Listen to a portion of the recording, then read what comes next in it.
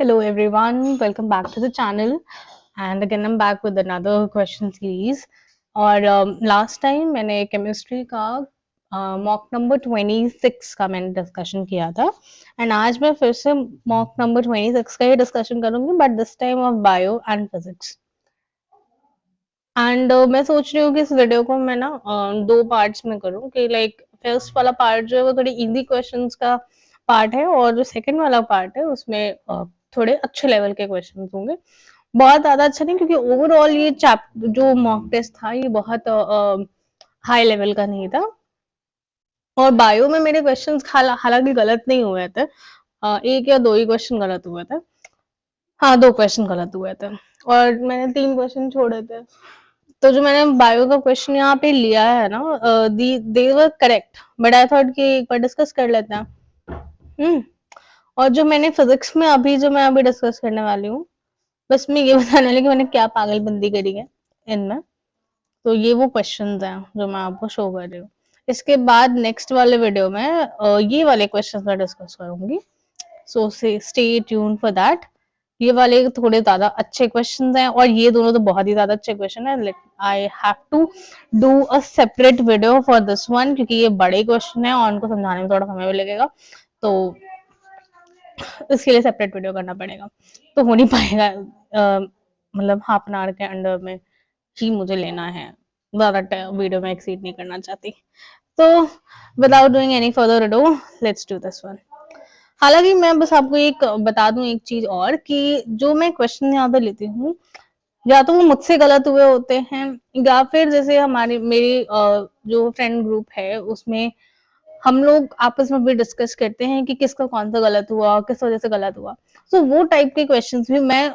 लेती हूँ यहाँ पे कि यस हो सकता है किसी को कोई दिक्कत आई हो वो मेरे लिए हो सकता है इजी क्वेश्चन हो लेकिन किसी और के लिए टफ हो सकता है राइट सो और हाँ वैसे मैं कोशिश करती हूँ कि मैं अपनी गलतियां ज्यादातर इसमें रखूं लेकिन मैं अपने फ्रेंड्स की भी गलतियां इसमें रख लेती हूँ या मेरा जिनसे भी डिस्कशन हुआ कि यस आपका कौन सा गलत हुआ एंड ऑल तो अब फाइनली क्वेश्चन पे आ जाते हैं सॉरी बहुत ज्यादा टाइम ले लिया मैंने इंट्रो में 2 मिनट पूरा खा गई तो देखो ये वाला जो क्वेश्चन है इसमें कहा है कि एक इंसेक्ट मूव कर रहा है एक सर्कुलर पाथ पे ठीक है और उसका रेडियस है 25 सेंटीमीटर का and it moves steadily and completes 7 revolutions in 44 seconds 7 revolutions in 44 seconds ठीक है what is the magnitude of acceleration of its motion कुछ नहीं formula A C equals to V square by R या omega square by R लगाना था ठीक है ये फॉर्मूला लगाना था लेकिन उसमें अगर ओमेगा हमें चाहिए तो उसमें फ्रीक्वेंसी हमें रिक्वायर्ड होगी फ्रीक्वेंसी के लिए आप ऐसे लिख सकते हो कि जितना रेवोल्यूशन है upon time in which that revolution is तो 74 रेवोल्यूशन 44 सेकेंड्स में हुआ तो फ्रीक्वेंसी आ गई 7/44 तो उसको रख के बस सॉल्व कर लेना एंड इट इज गुड को हालांकि ये क्वेश्चन मैंने खुद सॉल्व किया था तो मैंने इस मेथड से नहीं किया था I did some other method जिसमें मैंने कहा था कि भाई एक रेवोल्यूशन में कितना एंगल कवर करता है या कितना मैं बेसिकली ये कह सकती हूँ कितना डिस्टेंस कवर करता है इट इज 2πr तो 7 रेवोल्यूशंस में कितना कवर करेगा 14πr ऐसे करके मैंने किया था तो थोड़ा वो लेंदी था लेकिन मेरा आंसर सही आ गया था तो ये थोड़ा इजी है और जल्दी होने वाला क्वेश्चन है बस ये फॉर्मूला अगर याद है तो कर दूंगा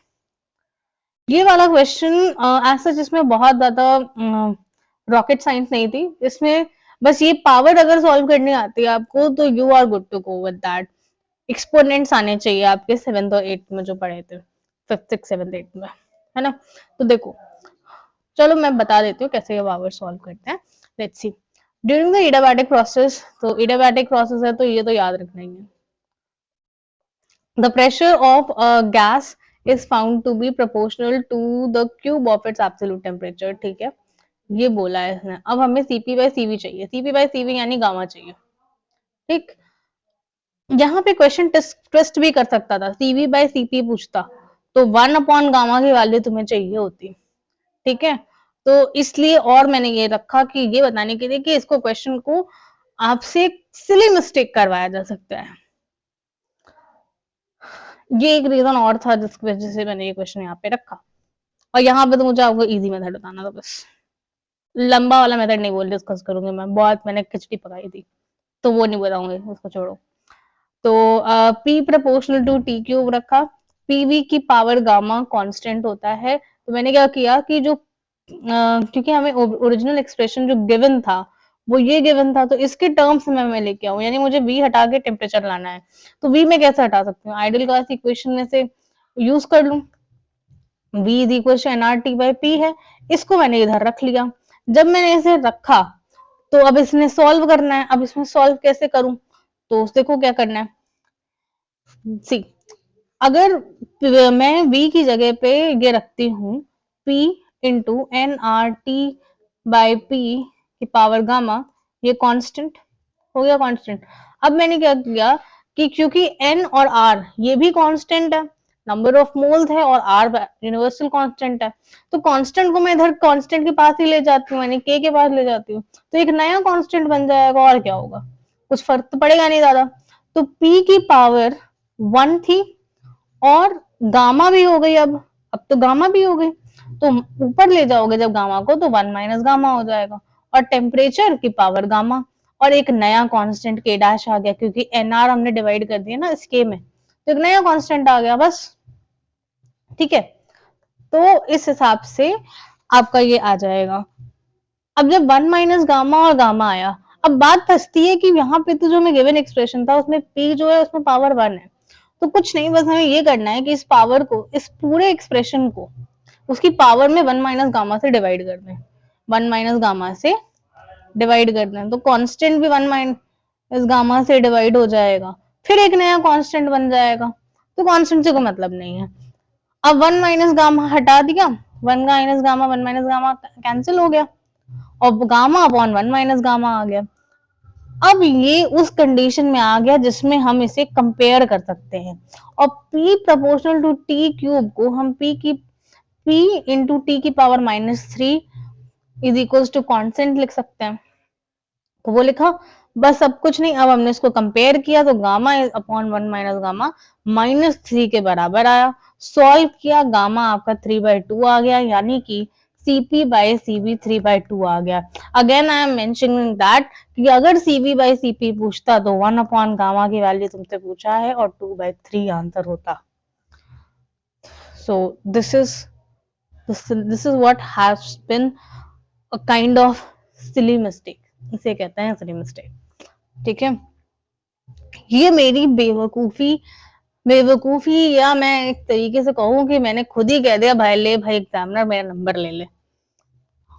अब इसमें कोई भी एक सेंसेबल इंसान होगा या फिर जिसे ये चैप्टर बहुत अच्छे से आता होगा, 12th का चैप्टर है, तो चीज रहेगा भाई क्वेश्चन क्या था, तुमने फालतू में क्यों उसको छोड़ के आई, ये गलत कर दिया, मैंने छोड़ के आई थी मैं। रेजोनेंस का मतलब सिर्फ ये होता है एक्सएल बराबर एक्ससी होता है, inductive reactance is equals to capacitive reactance. तो उस दौरान जो सारी की सारी जो करंट है सर्किट में वो रेजिस्टेंस के थ्रू पास होगी। ठीक है, अगर रेजिस्टेंस के थ्रू सारी की सारी करंट पास होगी तो पावर जो है वो रेजिस्टेंस में ही आएगा, तो पावर हो जाएगा आई स्क्वायर आर के बराबर। यही चीज यहाँ रखनी थी बस, आंसर सही है, यही आंसर है। तो इस तरीके की कृपया पागलपंती ना करें। और जैसे मैंने बताया है कि पिछले वीडियो में मैंने बताया था कि इस पेपर में मैं सच में सो रही थी, और मैं सो ही रही थी, क्या बताया जाए। इसी तरीके की गलतियां, जब ऐसी गलतियां होती हैं तो फिर बहुत ज्यादा डिसअपॉइंटमेंट होता है यार। अब देखो, हाइड्रोजन एटम एक इलेक्ट्रॉन इज मेकिंग इतने रेवोल्यूशन पर सेकेंड, अच्छा ठीक है, और around nucleus in an orbit of radius इतना, ठीक है, ये तुम्हें फ्रीक्वेंसी दिया, रेवोल्यूशन पर सेकंड का मतलब होता है फ्रीक्वेंसी। मैंने ये सोच लिया था कि हाँ ये फॉर्मूला तो लगेगा, magnetic moment is equals to current into area. अब मैं इस क्वेश्चन तक नहीं पहुंच पाई थी, आई मीन मेरे पास बेसिकली अब टाइम भी नहीं बचा था कि मैं आगे का क्वेश्चन देख पाऊं, क्योंकि मैंने टफ क्वेश्चन अटेम्प्ट पहले कर लिए थे, तो इजी क्वेश्चन मुझे फिर छोड़ना पड़ेगा, that is why I thought कि ये वाला रख लेती हूँ यहाँ पे, I into A Q by T into pi R square रख सकते हैं, ए की जगह पे पाई आर स्क्वायर रख दिया, आई की जगह पे क्यू बाई टी रख लिया, तो Q F pi R square हो जाएगा। 1/t को फ्रीक्वेंसी लिख सकता है ना, तो वही वही लिखा है मैंने। और क्यों, क्योंकि इलेक्ट्रॉन की बात कर रहे हैं तो ई की वैल्यू, सबकी वैल्यू रखो, सॉल्व कर दो, आंसर आ जाएगा। हालांकि ये जो 1 मैंने दिखाया है ये 1 नहीं आएगा, ये कुछ और वैल्यू आएगी। आंसर में हमें ये मिला है तो पावर ही बस मैच करनी थी, इसलिए मैंने ज्यादा बॉदर ही नहीं किया कि मैं इसको सॉल्व भी करूँ, सिर्फ पावर सॉल्व करूँ बस। ये आ गया बायो के क्वेश्चन, और एक फिजिक्स का थोड़ा अच्छा क्वेश्चन मैंने ले लिया, और उसके नेक्स्ट वाले वीडियो में अच्छे वाले क्वेश्चन मैं दिखाऊंगी, जो कि मैंने अभी दिखाया था। ये वाले क्वेश्चन डिस्कस करना है मुझे, थोड़ा सा मैं प्रिपेयर भी हो जाऊं थोड़ा, कि मुझे ठीक से आ जाए तब तो एक्सप्लेन करूं, है ना। तो यस, अब देखो, microbes played a major role in controlling diseases caused by harmful bacteria. Yes, जब माइक्रोब्स वाले चैप्टर में पढ़ते हैं कि माइक्रोब्स हमारे दो तरीके के होते हैं, एक हार्मफुल वाले और एक बेसिकली यूजफुल वाले। यूजफुल वाले का परसेंटेज बहुत ज्यादा है हमारे पास, और हार्मफुल वाले कुछ 10 to 20% के अराउंड होते हैं, उससे बहुत मतलब कम ही होते हैं।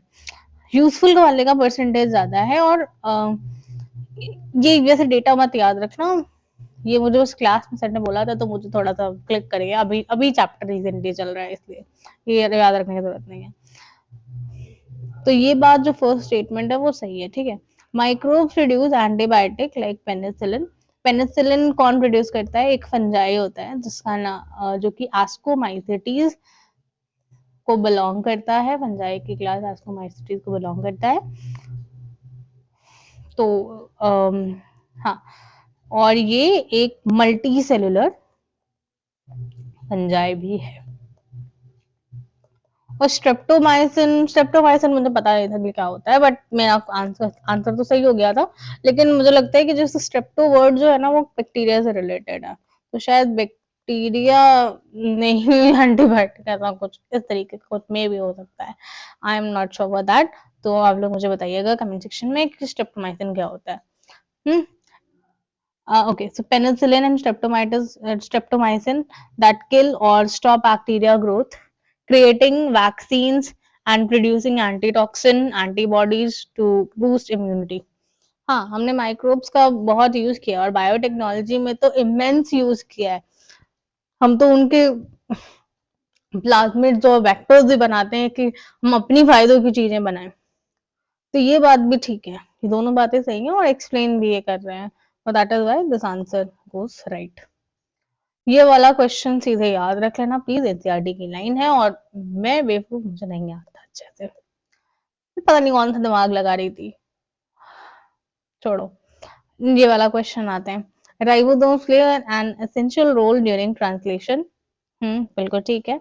And ribosomes provide the site for protein synthesis, yes, bringing together mRNA, tRNAs to build polypeptide chains by catalyzing the formation of peptide bonds between amino acids, effectively decoding the genetic instructions into functional proteins. Ribosomes जो हैं एक तरीके से factory की तरह काम करते हैं। ऐसे समझो कि देखो, क्लासरूम में बेटर पढ़ पाते हो कि बेडरूम में?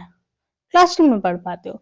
ऑनलाइन क्लास में थोड़ा सा यही दिक्कत होता है कि थोड़ा डिसिप्लिन का चक्कर रहता है, लेकिन अगर किसी का मन बहुत बहुत ज्यादा मजबूत है और वो इरादे कर लेता है तो यस, वो ऑनलाइन भी बहुत अच्छा कर सकता है, एंड यस, लेकिन मेरे जैसे बेवकूफ लोग नहीं कर पाते हैं, मुझे ऑफलाइन क्लास ही ज्यादा बेटर लगती है। तो यस, तो इसे ऐसा समझ लो कि जो राइबोसोम है एक स्ट्रक्चर प्रोवाइड कर रहा है, जैसे जैसे अगर क्लासरूम में व्हाइट बोर्ड या फिर डिजिटल बोर्ड, अब तो ज्यादा बेटर होते हैं, डिजिटल बोर्ड नहीं है, बेंचेस नहीं है और स्टूडेंट्स नहीं है, तो फिर वहां पे पढ़ाई कैसे होगी? इसी तरीके से राइबोसोम भी ऐसा ही एक प्लेस प्रोवाइड करता है जहां पे एमआरएनए भी जुड़ जाए, टीआरएनए भी आके जुड़े, अपने अमाइनो एसिड्स को दूसरे अमाइनो एसिड्स के साथ जोड़ ले, और जब जुड़ जाए वो तो आगे बढ़े और फिर एग्जिट भी हो जाए। तो वो अलग अलग पोजिशनिंग डिसाइडेड है वहां पे, और एक ऐसा उसमें एंजाइम भी प्रेजेंट हो जो इस काम को और जल्दी करवाए, कैटलिस्ट। तो ये राइबोसोम का काम हुआ। ये स्टेटमेंट भी, दोनों स्टेटमेंट सही है। और यहाँ से हमें सेंट्रल डॉगमा याद रखना बहुत जरूरी है कि सेंट्रल डॉगमा के बारे में पता होना चाहिए कि डीएनए जो है, डीएनए से डीएनए बनता है तो रेप्लिकेशन होता है, डीएनए से आरएनए बने यानी एमआरएनए भी हो सकता है, टीआरएनए भी हो सकता है, आरएनए भी हो सकता है। ये सब ट्रांसक्रिप्शन में आएगा। और जब प्रोटीन बनेगा आरएनए से, यानी आरएनए से नहीं, एमआरएनए से स्पेसिफिकली मेंशन करना पड़ेगा कि एमआरएनए से बन रहा है, तो दैट इज ट्रांसलेशन। तो ये सेंट्रल डॉगमा पता होना चाहिए। ऑलराइट, सो फोर्थ ऑप्शन जाएगा, both statement 1 and 2 are correct and the explanation is also correct. ये वाला क्वेश्चन, इसमें दिक्कत जैसे जिनसे मैंने डिस्कस किया उन्हें दिक्कत ये आती है कि प्राइमरी एक्सेप्टर क्या होता है और फिक्सेशन प्रोडक्ट क्या होता है। मतलब कई बार हम कंफ्यूज हो जाते हैं कि आंसर ऑक्जेलोएसिटिक एसिड होगा कि आरयूबीपी होगा कि क्या होगा, है ना। तो ये चीज बता देती हूँ क्या है। Primary acceptor of CO2, C3 plants में जो CO2 को एक्सेप्ट करे, अपने पास रख ले, तो वो RUBP है, रिबुलोज बिसफॉस्फेट, ठीक है।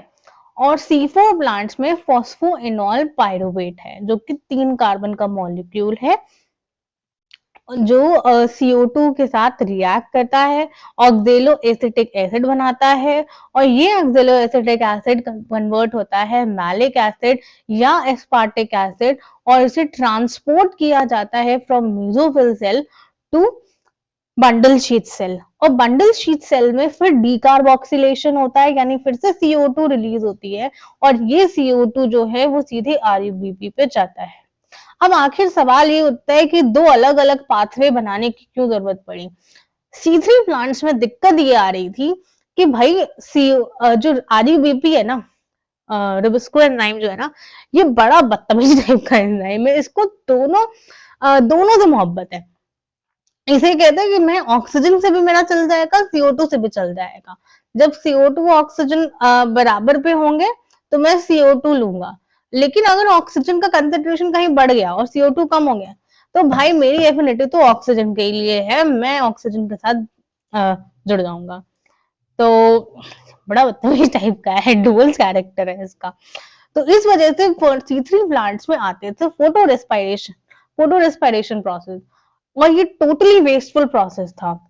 जो फोटो रेस्पिरेशन प्रोसेस है ना, ये एक पूरी तरीके से वेस्टफुल प्रोसेस है, क्योंकि इसमें एटीपी बनता नहीं है, जो बनता है वो खर्च हो जाता है, आरयूबीपी भी खर्च होता है, और CO2 का फिक्सेशन भी नहीं होता है।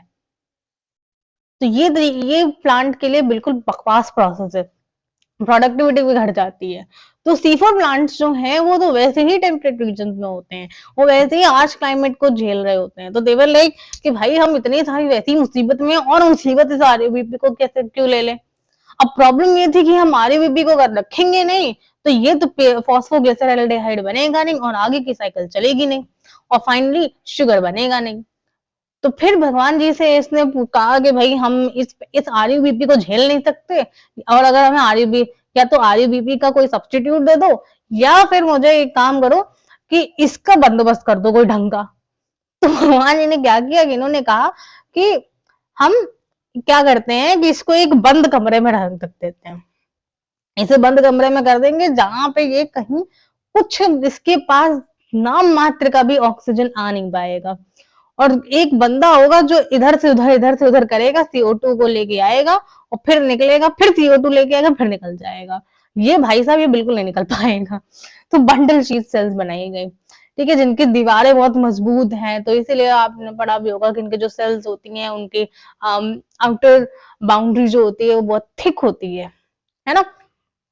तो ये सब कहानी मैं अपने मन से नहीं बता रही हूँ, मेरे सर ने बताया था, वही मैं सर कहानी तुम लोग को सुना दे रही हूँ, ठीक है। हाँ तो ये सब चीजें हैं। ये आ गया फर्स्ट ऑप्शन हमारा सही होता है। वो मैंने फर्स्ट ऑप्शन में इतनी सारी कहानी बता दी, भगवान नेक्स्ट ऑप्शन पे आ जाओ। तो primary CO2 fixation product C3 के लिए फॉस्फोग्लिसरल्डिहाइड है 3 कार्बन मॉलिक्यूल का, यस ये प्रोसेस याद होना चाहिए। C4 प्लांट्स के लिए ऑक्जेलोएसिटिक एसिड 4 कार्बन का मॉलिक्यूल, प्राइमरी फिक्सेशन प्रोडक्ट या फर्स्ट स्टेबल प्रोडक्ट बनता है। फर्स्ट स्टेबल प्रोडक्ट क्योंकि 4 कार्बन का है, इसीलिए इन प्लांट्स को जिनमें first stable product oxaloacetic acid या 4 कार्बन मॉलिक्यूल का बनता है, उनको C4 प्लांट्स कहते हैं। और पीजीए जो कि 3 कार्बन का मॉलिक्यूल है, फर्स्ट स्टेबल प्रोडक्ट है, तो इसलिए सी कैल्विन साइकिल को C3 साइकिल भी कहा जाता है, और ऐसे प्लांट्स को C3 प्लांट्स भी कहा जाता है। ठीक है। Then cell type in which the initial carboxylation reaction occurs. अच्छा, इनिशियल कार्बोक्सिलेशन का मतलब जो फर्स्ट टाइम कार्बोक्सिलेशन हुआ। कार्बोक्सिलेशन देखो C3 प्लांट्स में तो सिर्फ मीजोफिल सेल्स ही होती है ना, मीजोफिल सेल्स ही होती है जहां पे फोटोसिंथेसिस वाला काम होता है, तो इसमें तो चलो कोई डाउट नहीं होगा। और C4 प्लांट्स में बात आती है कि यहाँ पे तो दो सेल है, यहाँ पे मीजोफिल भी है, बंडल शीथ सेल भी है। तो जब इनिशियल स्टेप की बात करेगा तो वो बंडल शीथ सेल की बात नहीं कर रहा है, वो मेसोफिल की ही बात कर रहा है।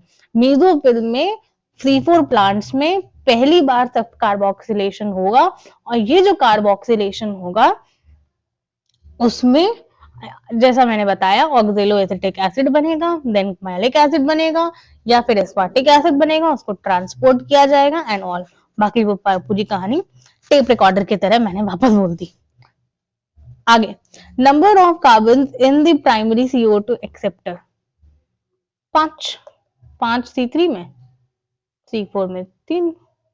यही फर्स्ट और फोर्थ ऑप्शन आपस में रिलेटेड है, तो थर्ड ऑप्शन हमारा करेक्ट होता हुआ, इसमें इनकरेक्ट पूछा था, ये चीज गलत लिखी थी, इसीलिए ये ऑप्शन सही होता हुआ। ये वाला क्वेश्चन ये मैंने छोड़ा था क्योंकि मुझे एनसीईआरटी में ऐसा कुछ नहीं लिखा हुआ दिखा कि स्पाइरल वॉल्व इन कोनस आर्टरियोसिस, सॉरी, तो मैं इस तरीके के क्वेश्चन अटेम्प्ट नहीं करती हूँ जो एनसीईआरटी में नहीं होते हैं, स्पेशली बायो में तो नहीं, क्योंकि मुझे आता ही नहीं तो मैं क्या अटेम्प्ट करूँ। मुझे मतलब मॉड्यूल से तो हमारी कोचिंग में तो मॉड्यूल नहीं मिलता है सिर्फ फिजिक्स और केमिस्ट्री का मिलता है, बायो का नहीं मिलता, तो मुझे ये नहीं पता, इसके बारे में मुझे नहीं पता। So let me know in the comment section भाई ये क्या होता है स्पाइरल वॉल्व एंड कोनस आर्टरियोसिस। तो मैंने 2 चीजें पूछी हैं, तो please mention in the comment section. हाँ, अब इस क्वेश्चन पे आ जाओ। Why do you think the zygote is dormant for some time then a fertilized ovule? अच्छा, वैसे यहाँ सोशल रीजन बेस्ड क्वेश्चन नहीं होना चाहिए था, क्वेश्चन आंसर बेस्ड क्वेश्चन था ये, ठीक है। और या फिर ये भी कह सकते थे कि व्हाई डू यू थिंक की जगह हटा देते, कहते zygote is dominant for some time then a fertilized ovule, तो ये सही हो जाता, एंड वैसे भी सही है। It is an evolutionary strategy to ensure adequate food endosperm is available before it starts developing and preventing wasted energy। तो हम अगर एंजियोस्पर्म की बात करें ना, तो एंजियोस्पर्म में जो 2 मेल गैमीट्स आते हैं, एक मेल गैमीट जो है वो एग सेल के साथ कंबाइन करता है और जाइगोट बनाता है, और दूसरा जो मेल गैमीट होता है वो पोलर न्यूक्लियाई के साथ कंबाइन करता है और एंडोस्पर्म बनाता है। तो ये polar nuclei is like waiting कि पहले भाई जाइगोट बन जाए फिर मैं आऊं, मेरे फिर फर्टिलाइजेशन होगा, यानी पहले क्या होनी चाहिए, सिनगैमी होनी चाहिए। सिनगैमी यानी एग के साथ मेल गैमेट फ्यूज किया और जाइगोट बन गया। और दूसरा उन्होंने कहा कि भाई फिर मैं चाहता हूं कि अब अगर ये जाइगोट बन गया ना, तो इस विच मीन्स कि मैं जो पोलर न्यूक्लियाई हूं, अब मुझे मेल गैमेट के साथ फ्यूज होना चाहिए, एंड देन मैं एंडोस्पर्म बनाऊंगा, एंडोस्पर्म बनेगा, एंड इस प्रोसेस को हम ट्रिपल फ्यूजन कहते हैं। लेकिन हियर इज अ कैच कि जाइगोट जब बन जाता है तो जाइगोट इज लाइक मैं वेट करता हूं भाई पहले मेरा खाना तो बन जाए, तो वो खाएगा क्या, एंडोस्पर्म खाएगा ना, उसको न्यूट्रिशन चाहिए ना पूरा, जब तक वो डेवलप करेगा। तो जाइगोट भाई भी लाइक मैं भी रुक जाता हूं, which is the state of dormancy. जब एंडोस्पर्म बन जाएगा तब मैं इसका इस्तेमाल करूंगा। And why does it so कि भाई जो एनर्जी चाहिए ना, एनर्जी खाने के लिए चाहिए, तो that is why there is, इसलिए ये दोनों बातें सही हैं और एक्सप्लेनेशन भी है।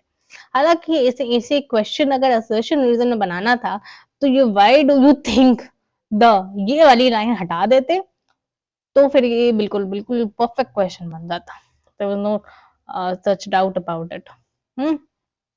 लेकिन ऐसा लग रहा है कि हम जो 3 मार्कर्स वाले क्वेश्चन नहीं होता था बोर्ड्स में, वो वाला क्वेश्चन लग रहा है ऐसा देख के। वैसे ये 3 मार्क्स का नहीं 2 ही मार्क्स का होगा नीट में 4 नंबर का है, और गलत होने पे 1 नंबर चला भी जाता है। अब ये फिजिक्स का मैं ये क्वेश्चन डिस्कस कर दे रही हूँ, बड़ा बड़ा वीडियो हो गया यार, 25 मिनट का हो गए, इसको खत्म करूँ and then I will not be taking much of your time. ठीक है, देखो एक प्लेनो कॉन्वेक्स लेंस लिया है, प्लेनो कॉन्वेक्स लेंस का मतलब क्या हुआ, ये होता है कॉन्वेक्स लेंस, इसको आधा काट दो तो ये क्या होगा, प्लेन स्ट्रक्चर, और ये कॉन्वेक्स साइड, तो प्लेनो कॉन्वेक्स। और प्लेनो कॉन्केव बोला, ये तो तुम्हें पता नहीं ये कॉन्केव है, बीच से काट दो तो ये प्लेन स्ट्रक्चर, ये कॉन्केव, बन गया प्लेनो कॉन्केव लेंस। ऐसे याद रखो, their plane surface are parallel to each other। अच्छा अच्छा अच्छा, if lenses are made of different materials of refractive index mu1 and mu2 and radius of the curvature is r of the lenses, then focal length of the combination is। एक बात, ये line जो है ना, ये वाली line that is plane surfaces are parallel to each other, ये लिखना बहुत जरूरी था, क्योंकि प्रॉब्लम ये है ना कि अब हम इसे ऐसे भी बना सकते थे, ऐसे भी बना सकते थे,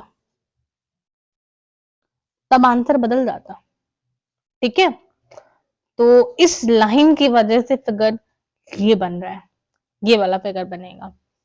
और ये जो इनके कर्व्ड फेसेस हैं वो एक दूसरे को फेस कर रहे हैं, और जो प्लेन फेसेस हैं वो एक दूसरे के को फेस नहीं कर रहा है, एक दूसरे से अलग है।